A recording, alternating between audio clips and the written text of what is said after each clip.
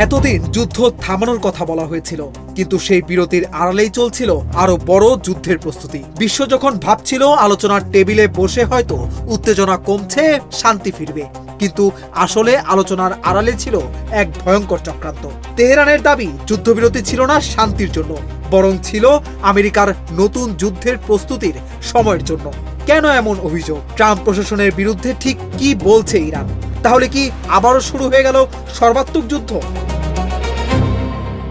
ইরানের সর্বোচ্চ নেতা আয়াতুল্লাহ আলী খামেনির সামরিক উপদেষ্টা এবং আইআরটিসির জ্যেষ্ঠ কর্মকর্তা মোহসেন রেজাই ইরানের রাষ্ট্রীয় টেলিভিশনে দাবি করেছেন, যুক্তরাষ্ট্র যুদ্ধবিরতির সময়কে শান্তির জন্য নয়, বরং নিজেদের সামরিক শক্তি পুনর্গঠনের জন্য ব্যবহার করেছে।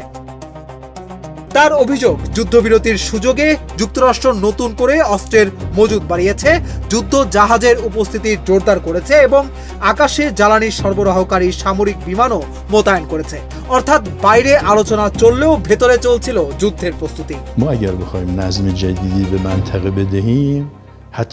রেজায়ের দাবি এখানেই শেষ নয়। তার ভাষ্য অনুযায়ী একদিকে ওয়াশিংটন তেহরানের সঙ্গে আলোচনা চালিয়ে যাচ্ছিল, অন্যদিকে নতুন করে সামরিক চাপ তৈরি করছিল। তিনি আরো বলেন, যদি আবার আলোচনা শুরু হয় তাহলে যুক্তরাষ্ট্র আগের ইসলামাবাদ সমঝোতা স্মারকের শর্ত বদলে নতুন একটি চুক্তি চাপিয়ে দিতে চাইবে। কিন্তু ইরানের অবস্থান স্পষ্ট। রেজায়ের ভাষায়, বর্তমান পরিস্থিতিতে তেহরান সেই পরিবর্তন মেনে নেবে না। আরও একটি গুরুত্বপূর্ণ অভিযোগ তুলেছে ইরান। যুক্তরাষ্ট্র ইরানের প্রায় $12 বিলিয়ন স্থগিত সম্পদ ছাড় করার বিষয়েও নতুন শর্ত দিয়েছে। এই অর্থ ঋণ হিসেবে নিতে হবে এবং সেই অর্থ দিয়ে কেবল মার্কিন কোম্পানি থেকে খাদ্য ও পণ্য কিনতে হবে। তবে যুক্তরাষ্ট্র এখন পর্যন্ত এই অভিযোগের কোনো আনুষ্ঠানিক জবাব দেয়নি। এই অভিযোগ এমন সময় সামনে এলো যখন মধ্যপ্রাচ্যে আবারও পাল্টাপাল্টি হামলা চলছে। হরমুজ প্রণালী ঘিরে উত্তেজনা আরও বাড়ছে। একদিকে যুক্তরাষ্ট্র ইরানে নতুন করে হামলা চালাচ্ছে, অন্যদিকে ইরানও অঞ্চল জুড়ে মার্কিন সামরিক লক্ষ্যবস্তুতে হামলার দাবি করছে।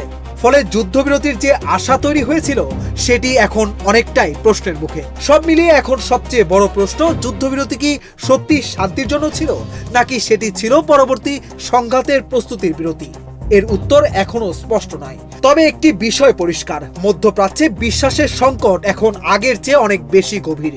আর যখন আলোচনার টেবিলেও দুই পক্ষ একে অপরকে বিশ্বাস করছে না, তখন শান্তির পথ আরো কঠিন হয়ে ওঠে। মধ্যপ্রাচ্যের এই সংঘাত এখন শুধু অস্ত্রের লড়াই নয়, এটি কৌশল, বিশ্বাস এবং প্রভাব বিস্তারের এক কঠিন লড়াই।